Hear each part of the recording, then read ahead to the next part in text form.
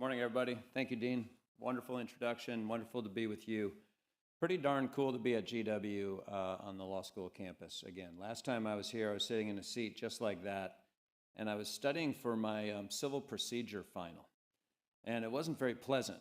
I didn't really know much about civil procedure, and I wasn't planning on being a real practicing lawyer. I was studying across the river at George Mason University Law School, now the Scalia Law School. And I just wanted to be in public policy. But I had to take Civ Pro. I sat in that chair more nervous than I am today, thinking I'm not sure I'm going to pass this test. So it's nice to be here. I did, in fact, pass it. And in fact, it's a pleasure to be back on campus. I have another tie to this school. I just drove by the apartment I lived in 1990 when I first came to DC as a summer intern. It's the President Apartments. It's at 21st and I. It's right around the corner. And I had a job right across the street at something called the Hotel Lombardi, which is still there. And that's how I got my money for pasta, peanut butter, saltines, and beer. Not in that order. And so it's really, really nice to be back on campus. The dean and I were talking earlier about one of her professors. I'm not sure if any of you are law students currently, but there's a professor here named Bill Kovacic, who is my antitrust professor at across the river. He was at Mason at that time. And terrible that we lost him to GW. GW's great gain. But Professor Kovacic had an enormous impact on my life. I took antitrust from him while interning for a company that represented Microsoft on their antitrust trial, and that led directly to my career. That confluence of taking antitrust from him and working for this outside lobbyist that represented Microsoft. A year later, I joined Microsoft, and it was because, in many ways, the education I received from a George Washington University law professor today named Bill Kovacic. So it's a true pleasure to be back on campus under even happier circumstances than studying for a civil procedure final. Welcome to DC for those of you who are in from out of town. I understand you're going to exercise your First Amendment right while here, the right to petition the government to redress grievances. That one's in the First Amendment. And former lobbyists like me, we hang our hat on that one. I spent 25 plus years in the public affairs business, lobbying governments at the state, federal, and international level, doing communications and other things. And it's actually one of the great joys of this job, to be perfectly honest, is to be lobbied. And this is why you have a special responsibility when you go to the Hill or when you interact with the administration. And that is because you genuinely are educating people. Like as a liberal arts major and a lawyer, I love to learn new stuff. And every time another company, another industry comes to my table, my desk, and petitions the government to redress their grievances, as said in the First Amendment, it actually is incredibly impactful to us, to my colleagues and me, because we learn so much. And so I say, keep doing it. Engage. Keep talking to policymakers. Keep talking to state policymakers, to federal policymakers, to international policymakers, and do it repeatedly. One of the things I've learned on this side of the table is the more you engage with policymakers, the more the policymaker learns. So don't be shy about knocking on a door twice. And genuinely, I say this, thank you for exercising that right. It helps us govern better. We have a lot to talk about today. I'll keep it tight, but my office within the Department of Commerce is the International Trade Administration. We have these funny titles. I'm currently a DAS, Deputy Assistant Secretary, so I'm a DAS. I'm about to become a DUS. I'm not sure if that sounds better or not, but I'm about to be the Deputy Undersecretary for International Trade. It's a little bit of a promotion, but these titles are funny. It's better to go from DAS to DUS than from DAS to dust. So we'll stick with the DUS thing. What that means is my title is going to be Deputy Undersecretary for Innovation and Engagement. And I get the innovation thing in my title because I've been in the tech policy space since that time in 1998 when I studied antitrust law and worked for that lobbyist who represented Microsoft. And I've had the great privilege and opportunity to help the internet jurisprudential community develop its code of law over those now 28 years. And that's a lot of what I do within the Department of Commerce.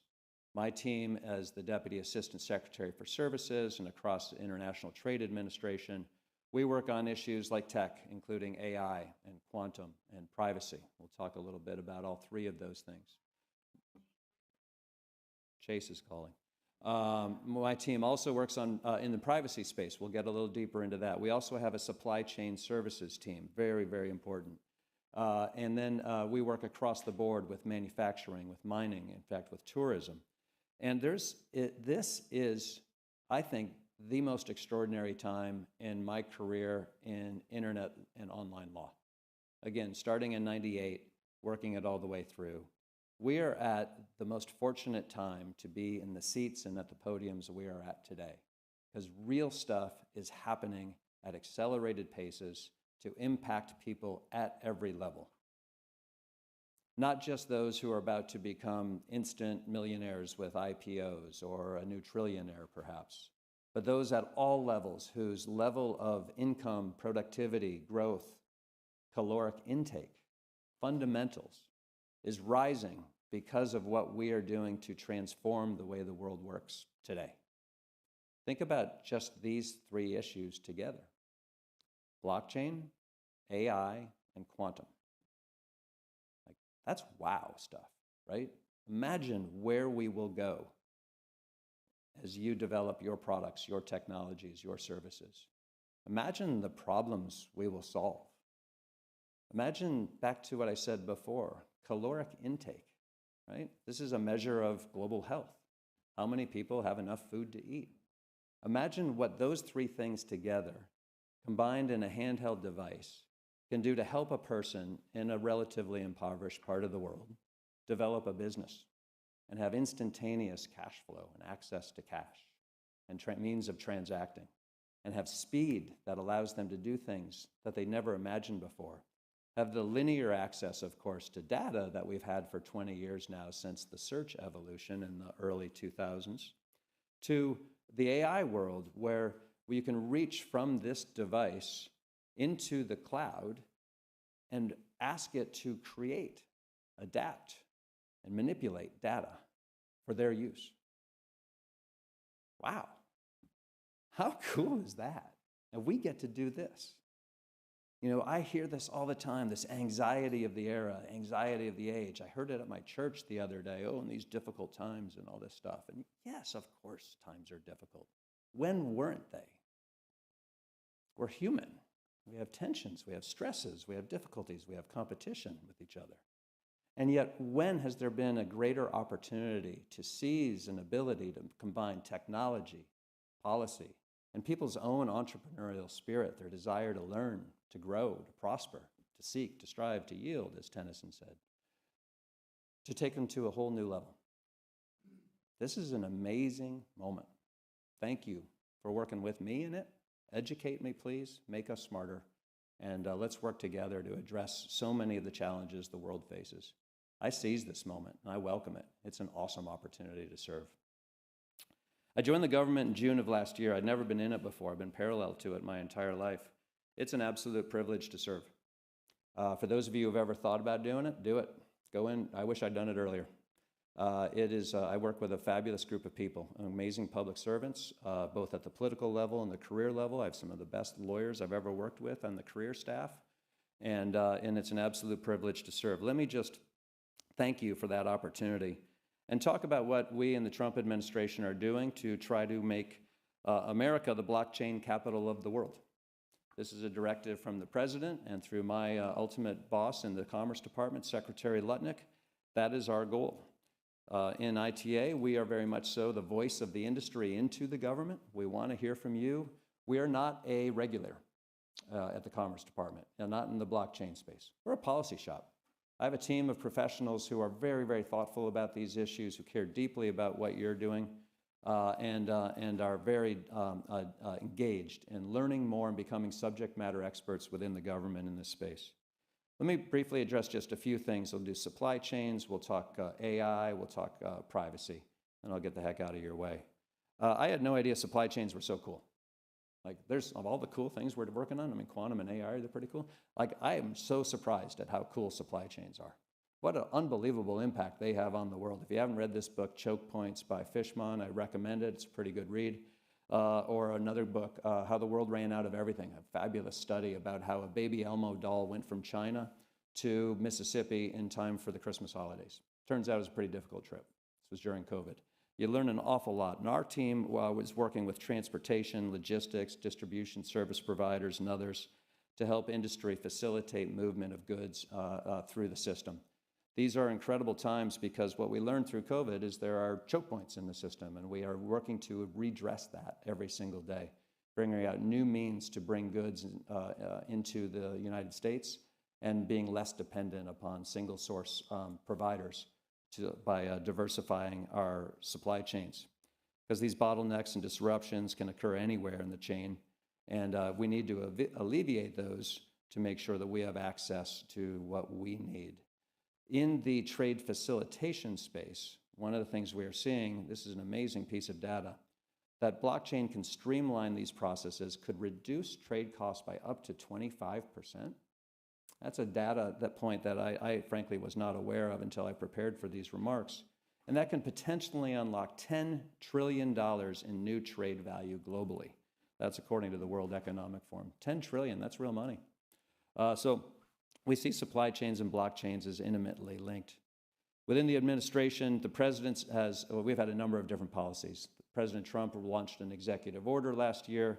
We have a White House framework report on blockchain. And then on Capitol Hill, my colleague Vincent Schron, who's in the back, was detailed from the Commerce Department to Capitol Hill, and he helped write the Genius Act, which is providing regulatory clarity for this market. And with clarity and certainty, we think the bounds are defined so that we have a better opportunity to help innovators grow into the space. As the federal framework for stablecoins, we see it doing three things simultaneously, and we're very much so about this. One is protecting consumers, two is attracting investment capital, and three, extending dollar settlement into new digital financial infrastructures. As I said before, we want to be the blockchain capital of the world, and we see stablecoins growing into potentially a $3.7 trillion market by the end of this decade. We are all about it. We care deeply about this industry, we care deeply about innovation, and we want to foster its growth and development. Why? Because we think this is a means to preserve the supremacy of the US dollar and the US economy. Most of these transactionings are dollar denominated today, and we think maintaining that is essential to our long-term success and reinforcing the dollar's position in the global financial system. So those are some of the things we're focused on there. You're going to hear more about the regulatory side from my colleague Harry and others. Like I said, we are a policy shop, and we want to hear from you and make sure that as we're advising the secretary, he's advising the president, we see the full picture of the industry. Let me talk briefly about AI. It's a major part of my work. It intersects with this. The president asked the Department of Commerce to come up with an AI export promotion program. I'm helping to lead that. If you go to aiexports.gov, you will see a whole program there with two different pathways by which one can be designated as part of the US AI stack. We are taking applications today through June 30th for full stack participants who want to be designated as US AI. That is a means by which we create a menu which will go to the world and say, here's what US AI is in a comprehensive package, and feel free to look at procuring that, purchasing that, looking at governments in particular as buyers. The second phase of this program will be what we call an on-demand program, in which we help identify demand from governments and industry overseas who want to buy portions of the US AI stack. And we try to play a matchmaking role, bringing those buyers and sellers together. That program will launch later this summer. As you know, AI has the potential to accelerate the adoption of blockchain and tokenization technology. With that merger, that confluence of AI and the blockchain, we think is very, very exciting. And the future of innovation in this space is really unlimited. Throw in what I said before about quantum, and you've got an amazing confluence of activities. Last thing I'll say is about privacy. All of this information requires some degree of consumer trust, safety, security, privacy, needs to be built into these technologies, needs to be talked about, needs to be promoted. Every phase of internet regulation that I've been involved in has come from, the desire to over-regulate has come from consumer fear. And industry needs to be out front, leading and head of government and talking about how the technology is safe, secure, private, and trusted. We will reinforce that message. My office is deeply involved in the data privacy framework, which sets standards for cross-Atlantic cross-border data flows. And we're also help lead the global CBPR, cross-border privacy rules, which is for the rest of the world.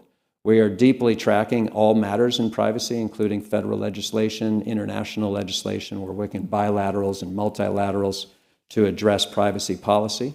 Need your input to make sure we get it right, or as close to right as possible. In closing, I would just say thank you.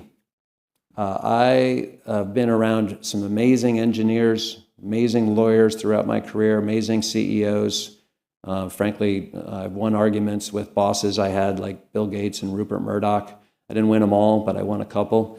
And it's awesome to be around people who invent, who create, who expand the horizon, who address the real problems that the globe faces and come up with actual solutions. I count you among them. We look at you as allies and friends from the Department of Commerce, and we're grateful for the opportunity to be here at George Washington University School of Law. Thank you very much for the time.